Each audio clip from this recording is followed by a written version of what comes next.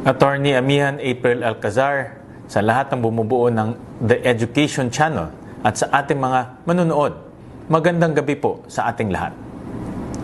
Una sa lahat, nais kong batiin si Attorney April para sa paglulunsad ng kanyang kahangahangang proyektong The Education Channel. Mahalaga ang episode natin ngayong gabi dahil ito ang premier broadcast dito sa ating bansa. Sa pamamagitan ng programang ito, hindi lamang tayo naghahatid ng edukasyon sa mga mag-aaral ng bansa. Tinatalakay din natin ang mahalagang usapin. Ngayong gabi ay tatalakayin natin ang estado ng edukasyon sa bansa na humaharap sa matinding hamon na dulot ng COVID-19. Para sa akin, hindi lamang ang pagpapatuloy ng edukasyon ang dapat nating tutukan sa new o better normal. Mahalaga ring talakayin natin kung paano nating iaangat ang kalidad ng edukasyon sa bansa. Paano ba magiging mas matatag ang sektor ng edukasyon sa harap ng mga krisis na tulad ng kinakaharap natin?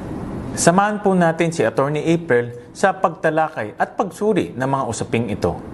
Bilang chairman ng Senate Committee on Basic Education, Arts and Culture, ako po ay inyong katawang sa ating pagsisikap na iangat ang kalidad ng ating edukasyon. Maraming salamat at magandang gabi po sa ating lahat. Stay safe.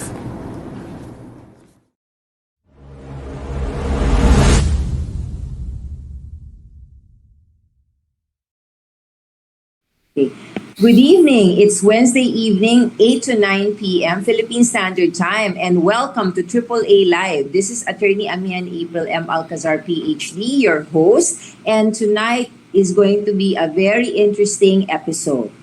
So the first segment of our program will feature Professor Nicolas Gromik from the Charles Darwin University in Darwin, Australia, Northern Territories. So we will be discussing the topic of digital education and other perspectives from his part of the world, the Southern Hemisphere. So, Professor Nicolas Gromik, can you please give our viewers some greetings from your part of the world, please? Hello, everyone. Hello, Professor Alcazar. Thank you very much for this opportunity to participate in this discussion in AAA Live. And hello, everyone. I look forward to sharing my ideas and experience with you as well. Thank you so much for contributing your perspective and, of course, taking time out from your valuable and very busy schedule. So you definitely have a different academic calendar over there, right? Is it nearing summer now? Summer, yes, it's coming towards what we call the wet season in Darwin, in the Northern Territory, Australia. So we're looking forward to rain every day and a lot of humidity and heat. I see. Okay, very familiar to us, but we're moving towards our Christmas season, so we're so looking forward to that. But in any case, so our topic for today would really start from the beginning of what were your interests as a young person before deciding on your field of study? To be honest, as a young person, I had no idea what I wanted to do. As with most young people, I suppose. Yes, I suppose. So I really didn't have a clear idea. I started with a Bachelor of Modern Asian Studies. Really? Which was, yes, actually focusing on North Korea and South Korea and Indonesia. So I learned Indonesian. Yes. And after doing that, I did a postgraduate diploma of teaching. So it's actually through the Bachelor of Modern Asian Studies, which was a new degree, that I realized what I wanted to do by the end of the degree, because I needed to develop an expertise for a career path. So education became more of an interest as I finished my Bachelor of Arts, and I completed the postgraduate diploma of teaching after that. Yes. So what do you think would have been the skills, competencies, and experiential learnings that led you to decide eventually on your course of path, and for young people to eventually also decide on theirs? There wasn't really a clear pathways or capabilities or abilities that were developed or any particular thinking. I think it was more because as a kid, I was an underprivileged kid. I wasn't a fortunate child. I didn't have a lot of, great education and everything like that, or a very prominent school. So as I finished the Bachelor of Arts, I realized that based on my personal experiences, I decided that I wanted to help students that were in a similar field or in a similar area or similar experiences. And that's when it really felt right to actually go in education and to think, okay, what can I contribute to students' learning? And this has been part of my whole career, is really to consider how I can assist other learners who have challenges in their lives. Yes. So talking about that advocacy, so what led you now to your specific interest or specialization, such as digital education? Similarly, I was working in Japan, as you know, and what happened is that by looking at, first of all, I did a literature review of what was going on in Japan in terms of technology. Yes. And I realized that all the professors in Japan were assessing, listening, and reading and writing. And that's because they're easier to grade. It's easier to look at somebody's writing and to come up with an assessment or an evaluation and a theory about writing. Very easy to do. However, when it came to listening and speaking, there were hardly any research, because speaking is a little bit more complex. First, we have to select audio results. We have to audio tape the conversation. Then we have to transcribe it, and then we have to deal with native style speaking. Yes. Right. So there were less research in that area. And what I noticed with my students in Japan is that they're very good at writing. They're very good at listening and at reading, because they cram all that English knowledge in their head. Yes. But they never spoke English. Yes. And so, because of realizing that students were not confident at speaking in English, I decided to investigate how technology could actually enhance their speaking abilities. So that's where it all started, and basically coming up with a PhD idea and a research idea to say, well, I'm actually going to research how to enhance speaking abilities, and I'm going to do all the transcriptions, I'm going to do all the analysis, and I'm going to see what comes out. And so by the end of a 12-week program, the students would enhance their speaking abilities, because they would actually practice every week, and they did gain the confidence by the end. Yes. So talking about this program that you underwent, which probably became like a model that you were thinking about. So what then could you take away from your specialization in digital education, especially during this time of the pandemic? Well, the pandemic is really encouraging me to go back to my original idea of using the mobile phone or the cell phone or smartphone as a tool to engage students in distance education.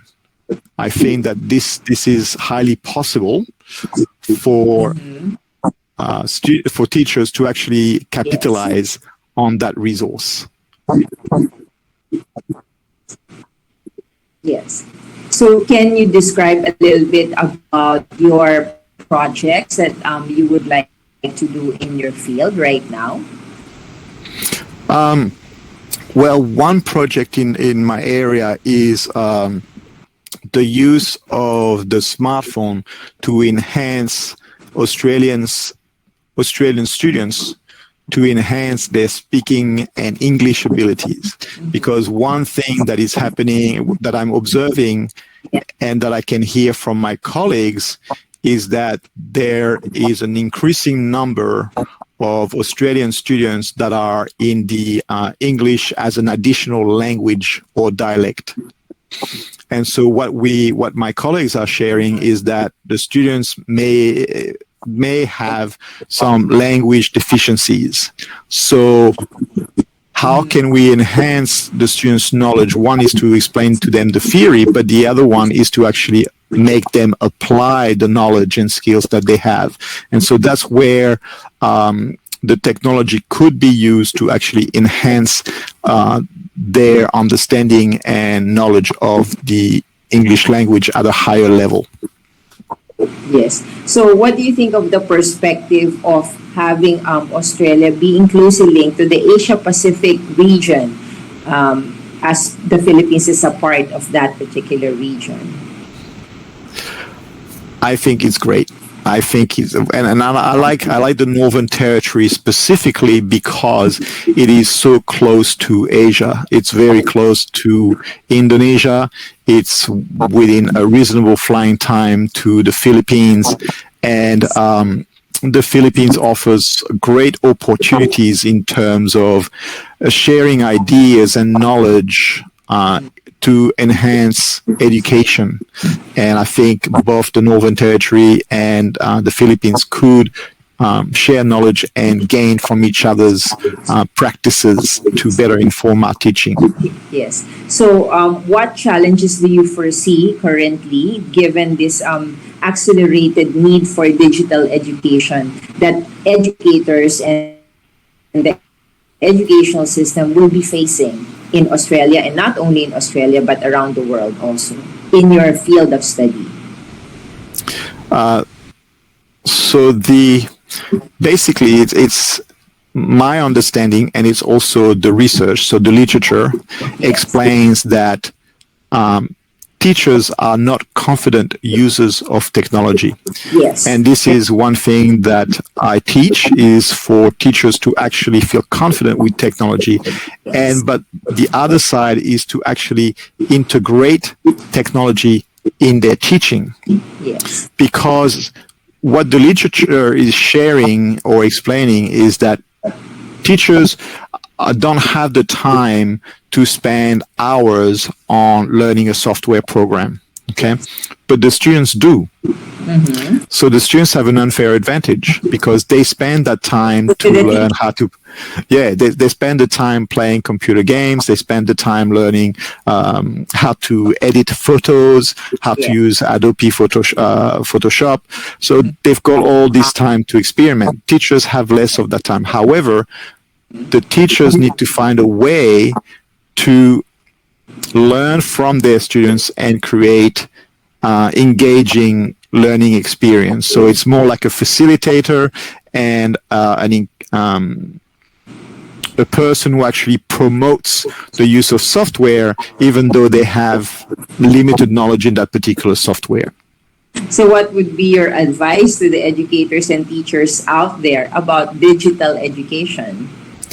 Well, at the moment, what I teach my students, because I'm a teacher trainer now, what I encourage my pre-service teachers to do is to, first of all, develop or to enhance the knowledge in the software that they feel passionate about. It's easier to start with what we know, and to maintain that confidence in a particular software that we know, and then to start exploring the other software. It's basically understanding that once we're familiar with the software, they're basically the same, but they do different kinds of tweaking. So that would be one approach that I would recommend. Yeah.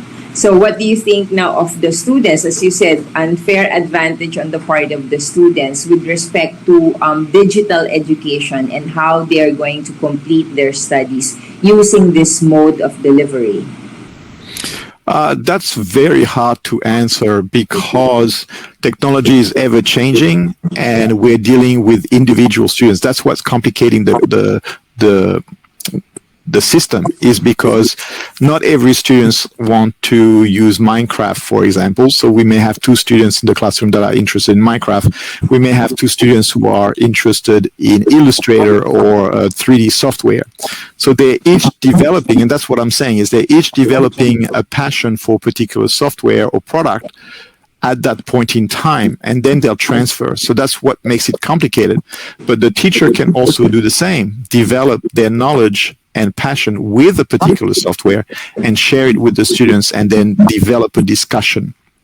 And I think that if teachers can begin to take a risk in that discussion with the students, then students who potentially want to become teachers in the future will have that prior knowledge from remembering how their teacher engaged them with technology. Yes.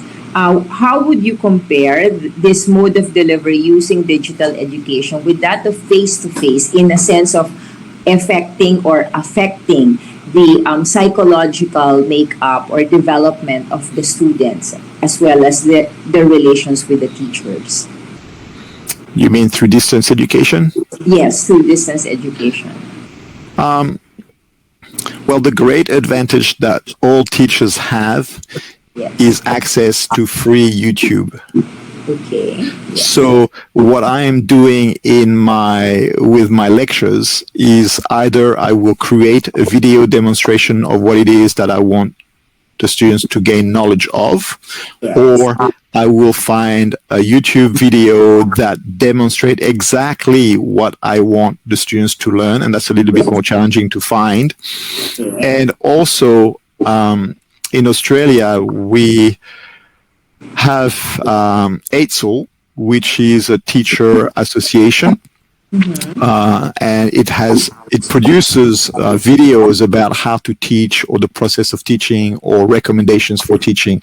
These are great resources for teachers in Australia to use. And so by using video demonstrations, I think this is where the future is basically producing digital content in a visual form. I'm having discussions with colleagues, and this is also something that I used to do, which is to actually read an article that we want the students to engage in so that they can understand what teachers are looking for in a text via visual demonstration. And then the students can understand, okay, this is what my teacher wants. I'm going to do the same with my project now. And so the visual cues are going to become more prominent in the future. Yes. So how would you foresee or project the future for digital education and its role in the education of the future generation? That's also a very hard question because I remember one of your speakers talking about the technological development in their career path in medicine, if I remember well. Yes. And things are changing, things are adapting. One thing that I recommended when I was working in Singapore with engineers is to say, if you want to understand where the future is sort of going towards start researching companies, because companies are constantly innovating or they're constantly trying to find engineers that know how to innovate.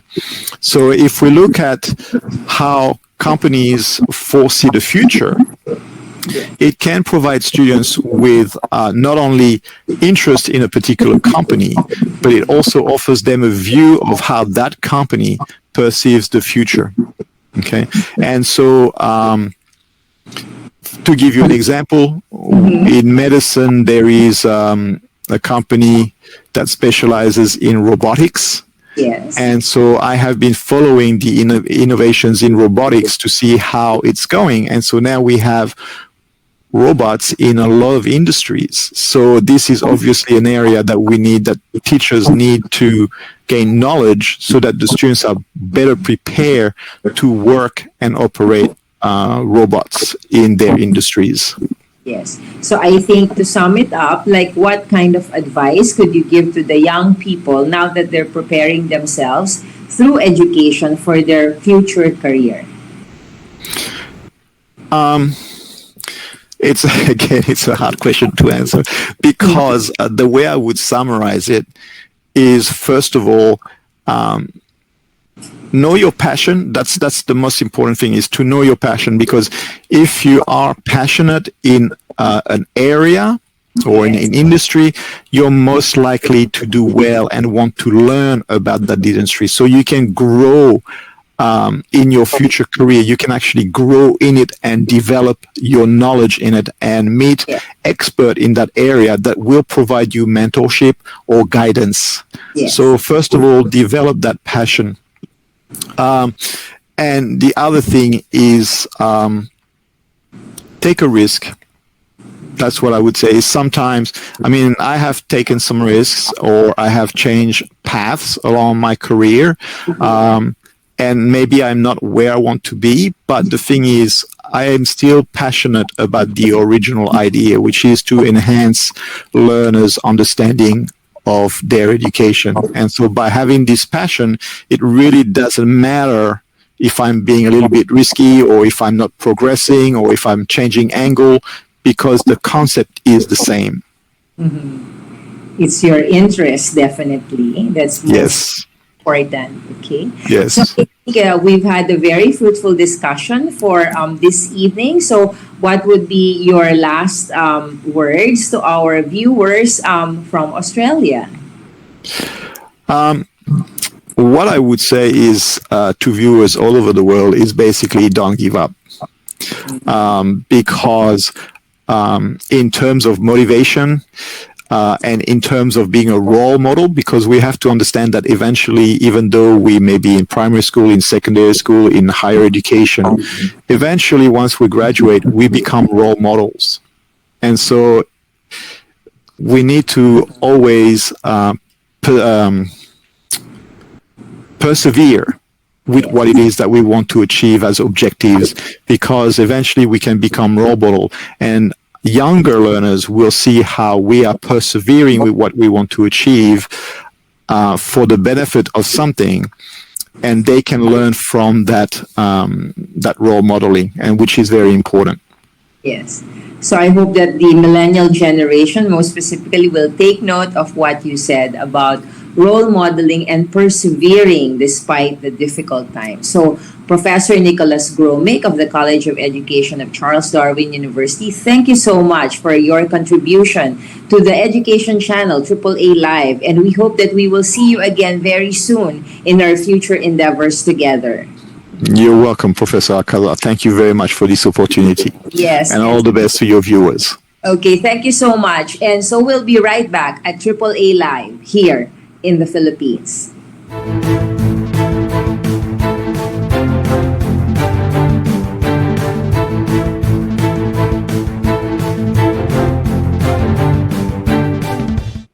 And we're back here at AAA Live. And of course, we have a very interesting guest for this particular segment. And I've known him for quite a while, working on renewable energies together. Dr. Bharat Soni, formerly of Tennessee Technological University and now of Global Linkages. So Dr. Soni, maybe you can give our televiewers some greetings from Birmingham, Alabama, USA. Well, good morning from Birmingham and good evening to all of you in Philippines. Yes, thank you so much for giving us your valuable time, and I'm sure we will be having a lot of contributions during our very fruitful discussion here at AAA Live, where your academic goals are advanced and achieved. So I think let's all begin, Dr. Soni, from the beginning on how and when did you actually have an interest in your eventual field of study of engineering when you were a young person? Well, I have an interesting journey coming to engineering. I grew up in a very small village in India, and I was very good at mathematics and science. Math. Yes, my father. My father had 11 kids. I'm number 9 in my family, but very he was large. very large family. Very determined to educate each and everyone to get through higher education. Yes. So he wanted me to become a medical doctor. And I studied towards that when I was in high school and first year college. Unfortunately, I couldn't get into the medical science because of the very, very strict requirement for admission. Okay. Even though they call it first class. So in India, they had system where you have first class and between about 60% of your score, which is called first class, and which is considered very high. Still, I couldn't get in. So I decided to join a bachelor's program in statistics with minor in mathematics. So I graduated with bachelor's in statistics with minor mathematics and economics. Yes. And Then my parents passed away when I was in second year of my college. So Really? after getting my bachelor's degree, I decided that I need to find a job or do something rather than going to higher education. So I taught a community college, by the way, for 1 year as a full-time person. This was still in India. This was in India. Yeah, I was still in India. Yes. And then after 1 year, I was very good at teaching, and my principal there said, you should continue with your master's. Yes. So he allowed me to work part-time, and I joined my master's program. Mhm. And I did my master's in statistics with minor in operations research and Yes. econometrics. Yes. And I was a gold medalist. What that Yes. means is I was ranked #1 in the entire statistical group for Okay. masters. Excellent. And so I graduated with my master's in statistics. And remember, I still don't have any course in engineering Yes. so far. So far. Yes. So after I graduated, I talked to some of my friends who are in US, and they inspired me to go to United States for higher education to do my PhD. Yes. So I started applying, and I wanted to first do my operations research related work, but then ended up in applied mathematics, and I did PhD in applied mathematics Mhm. from University of Texas in Arlington. Yes. So I graduated in 1978 with my PhD in applied mathematics. Mhm. And I told myself I need to work in industry for 6-7 years to gain the practical experience before I get into academics. Yes. So I started looking for a job, and I was lucky enough to get a job in a company called Bell Helicopter. Yes. Wow. At that time, right. Textron company, they manufacture 66% of world helicopters at that time. Yes. And remember, the mathematics is the foundation for engineering. Exactly. And a lot of things. Mhm. And I was very good at mathematics. I had PhD in applied mathematics. And one of the person from Bell Helicopter was my classmate in my PhD program. Mhm. So he basically was he pushed me to get a job in Bell Helicopter. Yes. And I did get a job to work on helicopter blade vibrations, because helicopter, you can see how unsteady it looks. Exactly. And Yes. vibrations are the big issues. Mhm. So I spent 2 years at Bell Helicopter working on vibrations. Yes. It was an interesting time at that time.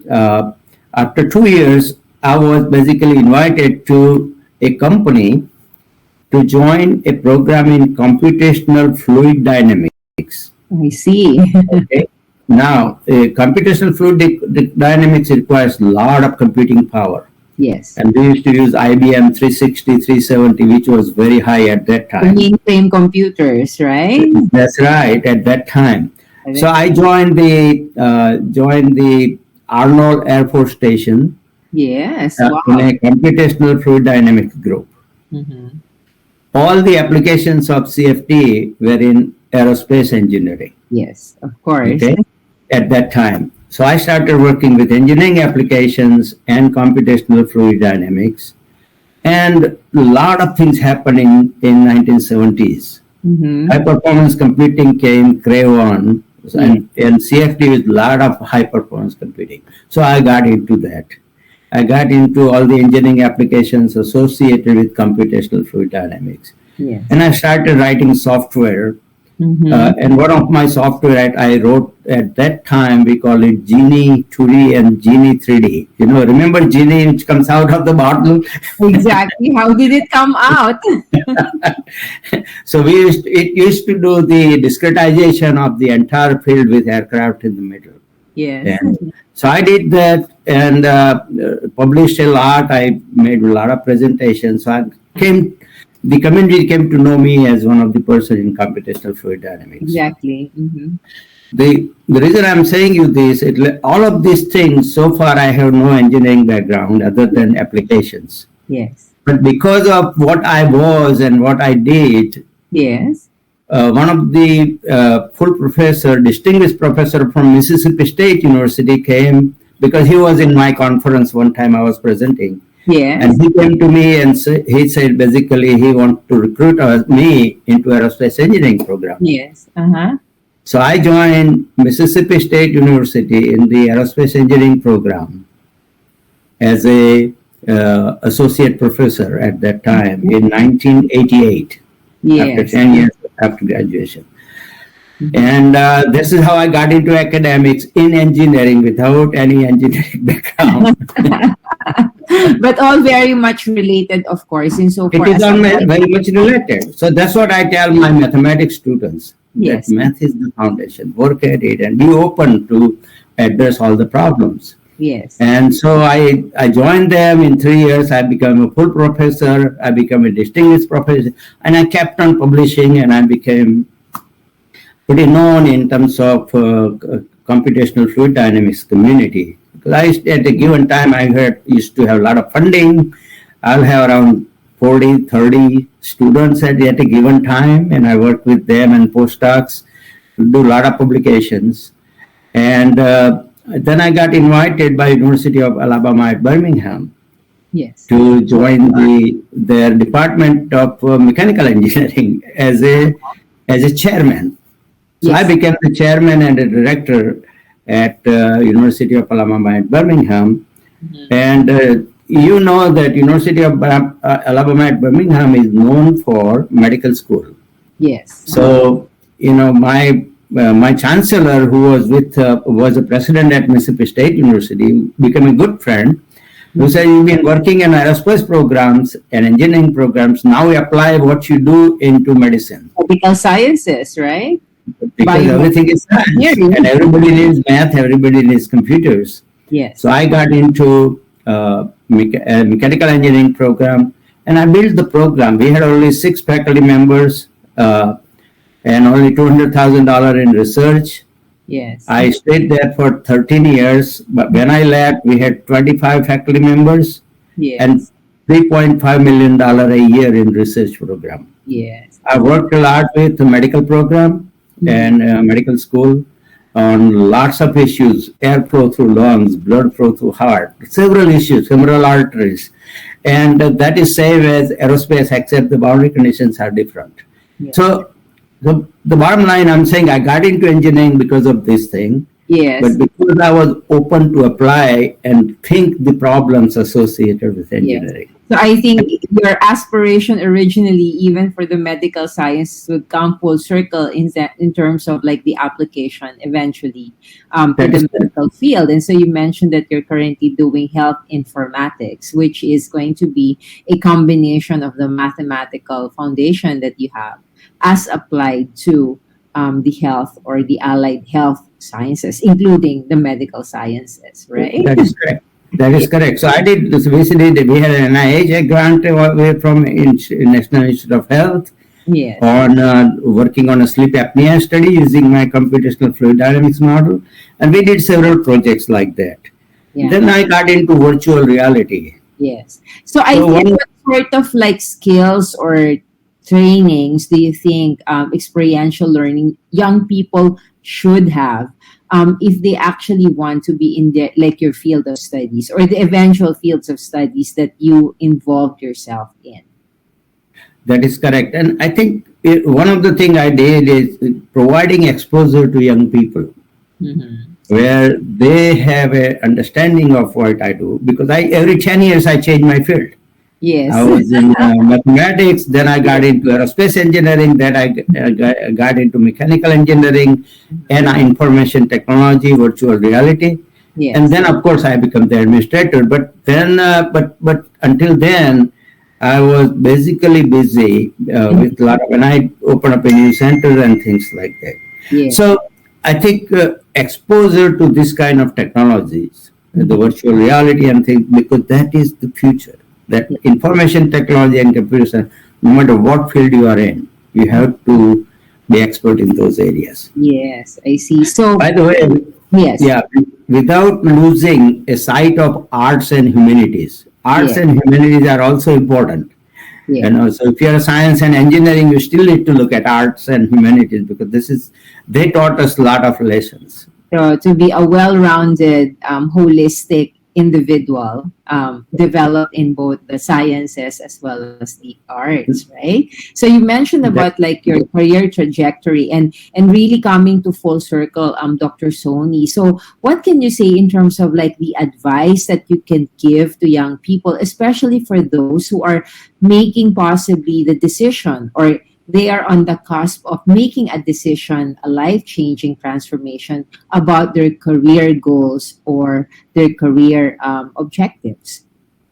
So one thing I would say, and I used to say that when I was an administrator vice president at Tennessee Tech University, Yes. that we are training students for the jobs which may not exist today. Yes. So jobs for the future. Job for the future. We don't know, the technology is moving so fast, Yes. and the drones are coming up, wireless charging coming up. Exactly. There are all kind of different technologies coming up, will require different expertise, and it is interdisciplinary and multidisciplinary in nature. Well, that doesn't mean that you have to be expert only in one field. You are expert in chemistry, but you also learn about other areas because everything is coming together. Yes. Not one discipline applies to one thing because Exactly. problems are very complex. So be open to look at your field where your passion is. Exactly. And you can be in art and humanity and also learn engineering. Yes. Okay, we had created a program called Leonardo Art and Engineering, bringing artists and engineering together. So in painting. Not painting, but painting in virtual environment. Wow. Yes, really. Right, because you have to think through that, right? So that is something we created at University of Alabama at Birmingham, Leonardo Art and Engineering. Yes, that's very nice. And you saw the virtual reality environment at Tennessee Tech. I established the similar things there. Yeah. So I think that is the future. So not going into just looking at one discipline, but be all-rounder. Look at information technology. Look at computer science aspects of it, along with art and humanities. But at the same time, STEM is, of course, very important. Science, technology, learn about those things. And if you are a history major, you still learn about that to see which direction it's going. Yes. Because that is going to help us. So that's number one. Number two, since we don't know what jobs we're going to be there, we have to be a problem solver as opposed to just doing a bookish knowledge of the subject. We need to be a problem solver. And problem solving requires all different technologies together and different areas together. The third thing I used to tell my students that don't memorize anything. Because when you are in practical field, you will have all the options, all the books available, you have Google available, you have everything available. So that the knowledge is there. Everything is there. You don't need to memorize anything, but you need to understand and apply those things. So the applications of those things, problem solving approach is very important. Another thing I would say is soft skills. What I mean by soft skill is communication skills. Yes. Presentation skills. If you have an idea and if you are the smartest person in the world, but you don't know how to sell that idea, you're not going anywhere. Exactly. Very important to have a right communication skill. Since I mentioned that you need to bring different disciplines together. Okay, you have to be open to collaboration. Yes. And collaboration sometimes doesn't come easy because you have to have the right chemistry with the person to collaborate. Okay. So collaborations is extremely critical. And nowadays when company hire, they look for team players. Yes. Okay. You have to be a team player because team of people are working on one problem with different disciplines so that they can do the right thing and a company becomes competitive. Yes. Okay. The last thing, another thing I would mention is that most of the companies the students of the future will be employed in, their livelihood depends on continuously growing. Yes. If they are static and don't make any progress, they'll die. Many companies, you look at Ford and GM and Chrysler, they were about to go into the ground, right? Yes. They were a hallmark company, they were doing very good, but they did not pay attention to the technology and making it more and more better. Obsolescence.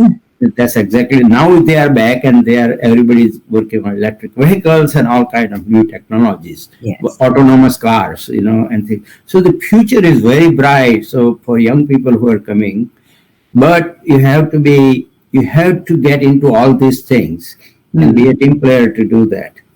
Last thing I would mention, look at your passion and develop an innovation and entrepreneurship skills, which is extremely critical. And I taught the classes of innovation and entrepreneurship, when we started that program at UAB, at Tennessee Tech, actually. Tennessee Tech, right? Tennessee Tech. We had 2 companies of students coming out in 3 years. Yes. Okay. But what is critical in that is that, if you have an idea, there are 1,000 other people in the world working on the same idea. So it becomes extremely competitive and you have to rush into it and you have to accomplish that. A lot of things involved in that. It's not that easy. So innovation. But education, business aspects of it, working with other groups, looking for funding, all kind of things to sell your ideas, right? And you have to have a business plan to do that. Otherwise, nobody listens, right? Yes. So those things are very, very critical. So, but having an entrepreneurship skill, even if you work for a company, is very, very important because they are looking for same thing. Yes. So this is what the new students, I would say, that they have to pay attention. So the new skill sets that need to be developed in the millennial generation. So definitely from the world experiences, lifelong learning of Dr. Bharat Soni. So I think we could really take away such advices for our young people. So it has really been such a productive time that we've spent with you, Dr. Soni, and we hope that you'll be able to join us again in some other discussions that we will be having definitely in the future. Okay, so again, this has been AAA Live. This attorney Amian April M. Alcazar, and we'll see you again next Wednesday. You can follow, and subscribe us in all our social media platforms. And again, good evening and stay safe, everyone.